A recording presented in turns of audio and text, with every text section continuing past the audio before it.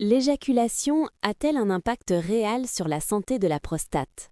Et surtout, la fréquence des éjaculations peut-elle modifier le risque de cancer de la prostate? C'est une question que beaucoup d'hommes se posent, parfois en silence, et qui suscite à la fois curiosité et inquiétude. Dans cette vidéo, nous allons analyser ce que disent réellement les données scientifiques, sans exagération ni raccourci. Avant de poursuivre, si la santé masculine vous parle et vous intéresse, pensez à vous abonner à la chaîne et à activer la cloche de notification pour ne manquer aucune vidéo à venir. La prostate est une glande située sous la vessie, dont le rôle principal est de produire une partie du liquide séminal. Elle est donc directement impliquée dans l'éjaculation. À chaque éjaculation, la prostate se contracte pour expulser ce liquide. Il est donc logique de se demander si une activité sexuelle plus ou moins fréquente pourrait influencer son fonctionnement, voire son état de santé à long terme. L'idée selon laquelle l'éjaculation pourrait protéger contre le cancer de la prostate vient principalement de grandes études épidémiologiques. L'une des plus connues est une étude américaine menée sur plusieurs dizaines de milliers d'hommes suivis pendant de nombreuses années. Les chercheurs ont observé que les hommes déclarant une fréquence d'éjaculation plus élevée, notamment à l'âge adulte, présentaient statistiquement un risque légèrement plus faible de développer un cancer de la prostate par rapport à ceux ayant une fréquence plus faible. Ces résultats ont évidemment suscité beaucoup d'intérêt, mais il est essentiel de comprendre ce qu'ils signifient réellement. Il s'agit d'études observationnelles. Cela veut dire qu'elles identifient des associations, mais ne prouvent pas un lien de cause à effet direct. En d'autres termes, on observe une corrélation, mais cela ne démontre pas formellement que l'éjaculation protège contre le cancer. Plusieurs hypothèses biologiques ont été proposées pour expliquer cette possible association.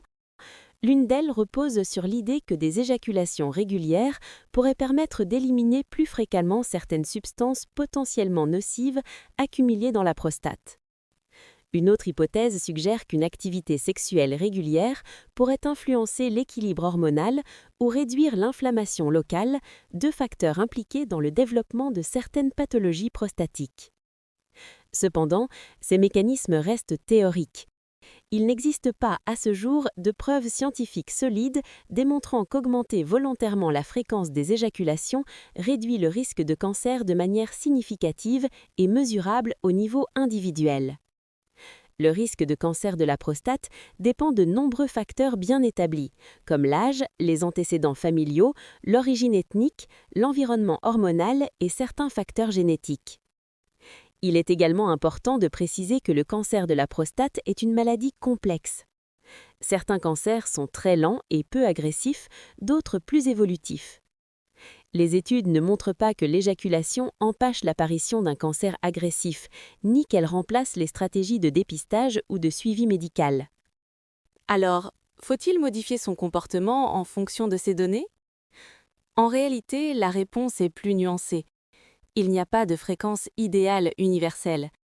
La sexualité fait partie de la vie globale d'un individu et doit rester adaptée à son bien-être, à son âge et à sa situation personnelle. Il n'existe aucune recommandation médicale officielle fixant un nombre d'éjaculations par semaine dans un objectif de prévention du cancer. Ce qu'il faut retenir, c'est que l'éjaculation en elle-même n'est pas dangereuse pour la prostate chez un homme en bonne santé. Elle ne provoque pas de cancer, elle ne l'aggrave pas non plus. En revanche, en cas de symptômes inhabituels, comme des douleurs pelviennes, des brûlures urinaires ou du sang dans les urines ou le sperme, il est essentiel de consulter. En résumé, les études suggèrent qu'une fréquence d'éjaculation plus élevée pourrait être associée à un risque légèrement réduit de cancer de la prostate, mais cette association ne constitue pas une preuve formelle de protection. La prévention du cancer repose avant tout sur un suivi médical adapté, une discussion avec son médecin en fonction de son âge et de ses facteurs de risque, et une prise en charge précoce en cas d'anomalie. Si cette vidéo vous a aidé à mieux comprendre le lien entre éjaculation et prostate, n'hésitez pas à mettre un like et à la partager autour de vous. Et si vous souhaitez approfondir d'autres sujets liés au PSA, aux examens prostatiques ou au dépistage du cancer, vous trouverez d'autres vidéos détaillées sur la chaîne. Merci pour votre écoute et pour votre attention. À très bientôt dans une prochaine vidéo.